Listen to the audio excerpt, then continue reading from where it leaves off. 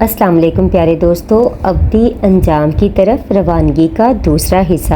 جب زندگی شروع ہوگی کبھی نہ ختم ہونے کے لیے، میری آنکھوں سے بہنے والی آنسوؤں کی لڑی اور تیز ہو گئی۔ اس دفعہ یہ آنسو خوشی کے نہیں تھے، اس احساس کے تھے کہ شاید میں تھوڑی سی محنت اور کرتا تو مزید لوگوں تک میری بات پہنچ جاتی اور کتنے ہی لوگ جہنم میں جانے سے بچ جاتے۔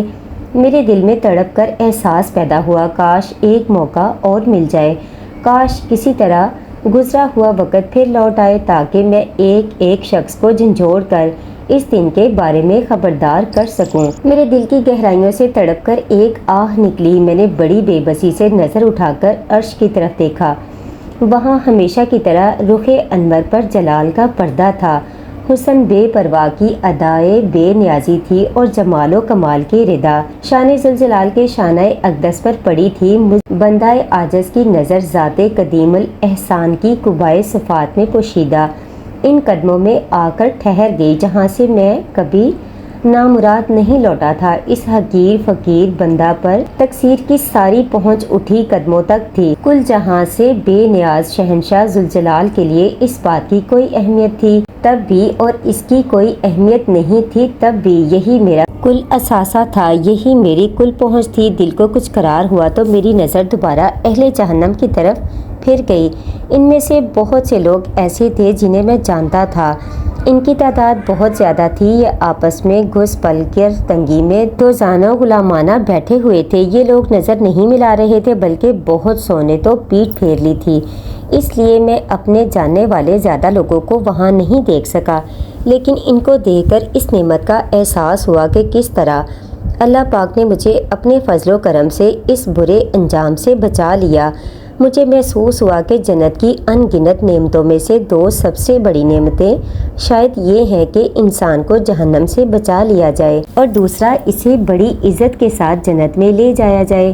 زیادہ دیر نہ گزری تھی کہ ایک ایک کر کے اعراف پر کھڑے سارے لوگ نمٹ گئے۔ اب فیصلہ سنانے کے لیے کچھ بھی نہیں رہا تھا، مگر شاید ابھی کچھ ہونا باقی تھا۔ سب اپنی جگہ کھڑے تھے کہ میدان حشر میں ایک جانور کو لایا گیا۔ یہ جانور بہت موٹا تازہ تھا جس کے گلے میں رسی پڑی ہوئی تھی اور فرشتے اسے کھینچتے ہوئے عرش کے سامنے لے جا رہے تھے۔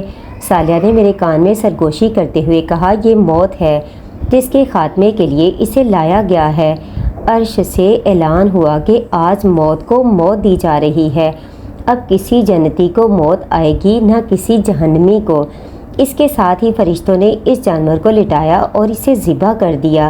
اہل جنت نے اللہ پاک کی حمد و ثنا کے ساتھ اس بات کا خیر مقدم کیا، جبکہ اہل جہنم میں صف ماتم بچھ گئی۔ ان کے دل میں امید کی کوئی شمع اگر روشن تھی تو وہ بھی موت کی موت کے ساتھ اپنی موت آپ مر گئی۔ عرش سے صدا آئی کہ اہل جہنم کو گروہ در گروہ ان کے انجام تک پہنچایا جائے۔ فرشتے تیزی کے ساتھ حرکت میں آ گئے۔ حشر کے بائیں کنارے پر ایک زبردست ہلچل مچ گئی۔ چیخ و پکار اور آہ و فغاں کے درمیان فرشتے پکڑ پکڑ کر مجرموں اور نافرمانوں کا ایک جتھا بناتے اور انہیں جہنم کی سمت ہانک دیتے۔ ہر گروہ جہنم کے دروازے پر پہنچتا جہاں جہنم کے داروغہ مالک ان کا استقبال کرتے اور ان کے اعمال کے مطابق جہنم کے 7 دروازوں میں سے کسی ایک دروازے کو کھول کر انہیں اس میں داخل کر دیتے۔ اس دوران میں وقفے وقفے سے عرش کی سمت سے جہنم کو مخاطب کر کے پوچھا جاتا، کیا تو بھر گئی؟ وہ غضبناک آواز میں عرض کرتی، پروردگار کیا اور لوگ بھی ہیں؟ انہیں بھی بھیج دیجیے۔ یہ سن کر حشر میں ایک آہ و بکا بلند ہوتی۔ رہ جانے والے مجرموں پر فرشتے دوبارہ جھپٹ پڑتے اور انہیں ان کی آخری منزل تک پہنچا دیتے۔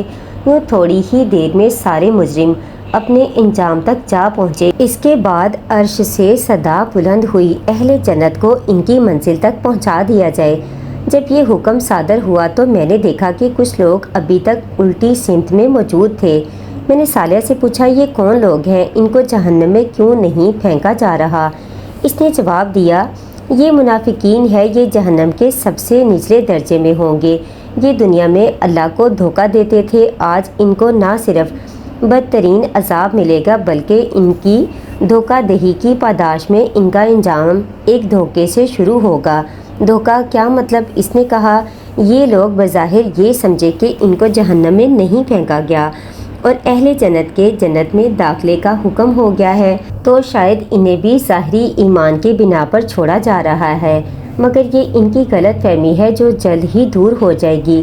اسی لمحے میرے کانوں میں الحمدللہ رب العالمین کے نغمے کی انتہائی دلکش صدا آنا شروع ہو گئی۔ یہ حاملین عرش اور دوسرے فرشتے تھے جنہوں نے اپنی خوبصورت آواز میں نغمہ شکر گانا شروع کیا تھا۔ صالحہ نے مجھے بتایا یہ حشر کے دن کے خاتمے کا اعلان ہے۔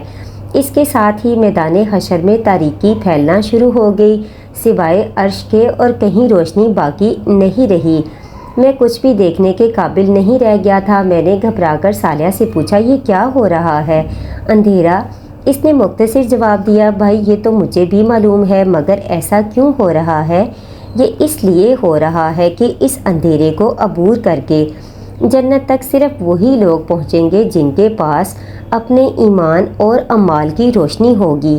یہ کہہ کر اس نے میرے ہاتھ میں میرا نامہ اعمال تھما دیا۔ اس میں ایک عجیب سی روشنی تھی جس کی بنا پر میری آنکھیں دوبارہ روشن ہو گئیں اور میں اندھیرے میں واضح طور پر دیکھنے کے قابل ہو گیا۔ ہر شخص کو اس کا نامہ اعمال دے دیا گیا اور یہی نامہ اعمال اب میدان حشر کی سیاہ رات میں روشنی بن چکا ہے۔ اب سوائے منافقین کے ہر شخص کے پاس روشنی ہے۔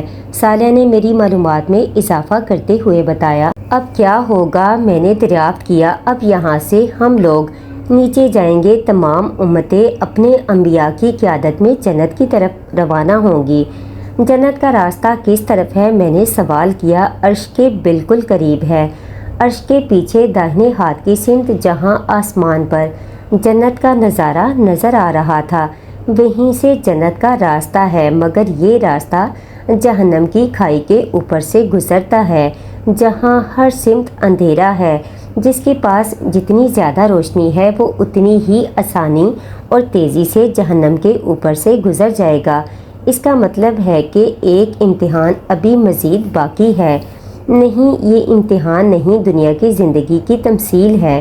جو جتنا زیادہ خدا کا وفادار اور اطاعت گزار رہا اور زندگی کے پل صراط پر استقامت اور یکسوئی کے ساتھ خدا کی سمت بڑھتا رہا، وہ اتنی ہی آسانی اور تیزی سے جنت کی سمت بڑھے گا۔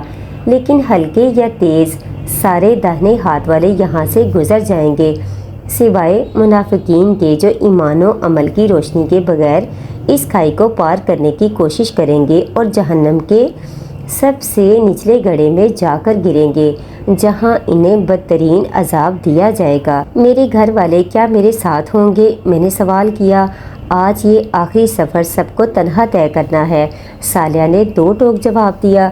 پھر وہ گروہ در گروہ جنت میں جانے والی بات کا کیا ہوا؟ میں نے سوال اٹھایا۔ گروہ در گروہ کا مطلب یہ ہے کہ ہر امت اپنے نبی کی سربراہی میں جنت کے دروازے تک پہنچے گی، مگر جنت میں داخلہ فرداً فرداً اپنے ذاتی اعمال کی بنیاد پر ہوگا۔ پھر اس نے قدرے توقف کے بعد پوچھا، کیا تم ابھی بھی کوئی تماشا دیکھنے میں دلچسپی رکھتے ہو؟ میرے ہاں کہنے سے قبل ہی وہ مجھے لے کر تیزی سے آگے بڑھ گیا، یہاں تک کہ ہم ایک ایسی جگہ آ گئے جہاں لوگوں کے پاس بے حد تیز روشنی تھی۔ ان کی روشنی ان کے آگے آگے اور دائیں سمت میں ان کے ساتھ ساتھ چل رہی تھی۔ وہ بلند آواز سے کہہ رہے تھے، اے ہمارے رب، ہمارے نور کو پورا رکھیو اور ہمیں معاف کر دے، تو ہر چیز پر قادر ہے۔ میں صالحہ سے کچھ پوچھے بغیر ان لوگوں کو پہچان گیا۔ یہ صحابہ کرام تھے، ان سب سے آگے رسول اللہ صلی اللہ علیہ وآلہ وسلم تھے جن کی ذات سراپا نور بنی ہوئی تھی۔ میں ان لوگوں کی پیروی میں انہی کے الفاظ دہرانے لگا۔ یہ وہ قرآنی دعا تھی جو میں زندگی بھر پڑھتا رہا تھا، لیکن اس دعا کو پڑھنے کا اصل وقت اب آیا تھا۔ ہم اسی طرح چل رہے تھے کہ صالحہ نے کہا، اب تماشا دیکھو۔ اس کے ساتھ میں نے دیکھا کہ کچھ لوگ دوڑتے گرتے پڑتے صحابہ کرام کے پاس آئے، مگر ان کے پاس کوئی روشنی نہیں تھی۔ انہوں نے آتے ہی دہائی دینا شروع کر دی کہ ہمیں بھی اپنی روشنی میں تھوڑا سا حصہ دے دو۔ صحابہ میں سے بعض نے اپنے پیچھے میدان حشر کے سیدھے ہاتھ کی طرف اشارہ کرتے ہوئے جواب دیا کہ ہم تو یہ روشنی پیچھے سے لے کر آئے ہیں، تم بھی پیچھے لوٹو اور وہاں سے روشنی لے لو۔ یہ سن کر سارے منافقین جلدی سے اس سمت بھاگے، مگر جیسے ہی انہوں نے داہنے طرف جانے کی کوشش کی، انہیں معلوم ہوا کہ یہاں تو ایک دیوار موجود ہے۔ اس دیوار میں بعض مقامات پر دروازے بنے ہوئے تھے جن پر فرشتے تعینات تھے۔